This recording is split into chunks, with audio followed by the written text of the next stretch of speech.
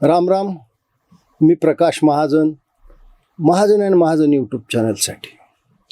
महाराष्ट्रातल्या राजकीय पुरुषांची जेवढी प्रकरणं बाहेर येत आहेत ती पाहून मिठी नदीतला गाळ काढून मिठी नदी स्वच्छ होईल याच्यावर माझा विश्वास आहे, पण महाराष्ट्राचं राजकारण स्वच्छ होईल याच्यावर माझा विश्वास नाही.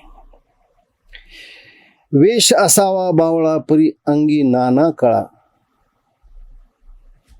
ही जसं एक सुभाषित होतं. सुभाषित तंतोतंत नरहर झिरवळकरला लागू पडतं. बघा ती टोपी, ते धोतर, ते शर्ट. परदेशात जात असताना आपल्या धर्मपत्नीला त्या बिचाऱ्या नऊवारी साडीत खेडेगावाच्या आम्हा सगळ्या लोकांना वाटलं की आदिवासी भागातून आलेला, संघर्ष करून आलेला हा कार्यकर्ता आज मंत्री झालेला आहे. पण या सगळ्या गोष्टीचा कसा गैरफायदा घ्यायचा हे झिरवळ यांना पक्क माहिती आहे. म्हणजे यांच्या कार्यालयात लाच घेतली गेली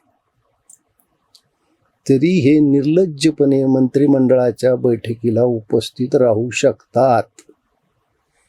तो आदर्श गेला की रेल्वे अपघात झाला म्हणून रेल्वे मंत्री असलेल्या लालबहादूर शास्त्रीने राजीनामा दिला होता. पण या नरहर झिरवळच्या काही लीला आता सोशल माध्यमात दिसू लागलेल्या आहेत. म्हणजे अशोक खरात अजून थंड झालाच नव्हता तर हा नरहर पुन्हा उघडला. म्हणजे अशोक खरातनं सुद्धा कपाळावर हात मारून घ्यावा अशा या झिरवळ यांच्या लीला आहेत. इतिहासात आम्ही वाचलं होतं की बाबराला हा शौक होता. अल्लाउद्दीन खिलजीचा तर शौक प्रसिद्ध होता, मलिक काफूर त्याचा सेनापती. उगाच नेपोलियन बोनापार्ट म्हणून गेले की पुरुषाची खरी विश्रांती, खरं समाधान, खरं सुख हे स्त्रीमध्ये असतं. या म्हणीला नरहर झिरवळकरनं पूर्ण उलट करून टाकलं. ते म्हणले स्त्रीत थोडंच असतं, याच्यात असतं.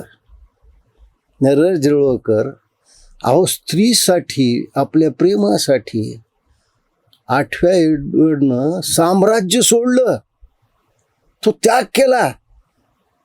आणि तुम्ही काय केलंय? अरे कुणासाठी आपलं मंत्रिपद पणाला लावलंय? कुणासाठी? हे मला कळालंच नाही की आदिवासी लोकात हा कसा काय, म्हणजे एका तृतीय पंथासाठी आपलं राजकीय करिअर तुम्ही पणाला लावलं. काय काय करताय तुम्ही, याचं तुम्हाला भान आहे? अहो त्या अशोक खरातला किंवा तुम्हाला पाहिल्यावर ते श्रावण भाद्रपदातले कुत्रे परवडले हो. याच्यापेक्षा सुद्धा तुम्ही पूर्वी महाभारतात शिखंडीच्या आडवून पितामह भीष्माचार्याला मारलं माहीत होतं, पण तुमच्यासमोर शिखंडी उभा करून तुमचं राजकीय करिअर बर्बाद केलं तरी तुम्हाला काही वाटत नाही. तरी तुम्ही आता तोंड घेऊन म्हणतात मी आदिवासी आहे, मी अज्ञानी आहे, मला ट्रॅपच लावला. हा असा कसा ट्रॅप लावला? तुम्ही काय झोपले होते काय? हा आता या महाराष्ट्राच्या राजकारणात काय झालं माहिती आहे का? महाराष्ट्र पुरोगामी ह्या नावाला राहिला आहे. शाहू फुले आंबेडकर हे भाषणात घेण्यासारखं राहिलेला मंत्र आहे. जाती तोडा, आंतरजाती विवाह करा, त्याला सरकार प्रोत्साहन देतं. पण हेच सरकार, मग ते कोणत्या का पक्षाचं असं ना, मतासाठी जातीसमोर झुकतं, जमातीसमोर झुकतं. आणि मग विधानसभेत असू, लोकसभेत असू, राज्यसभेत असू, तिकीट देताना, मंत्रीपद देताना, एखाद्या महामंडळाचं पद देताना त्याच्या जातीचा विचार केला जातो.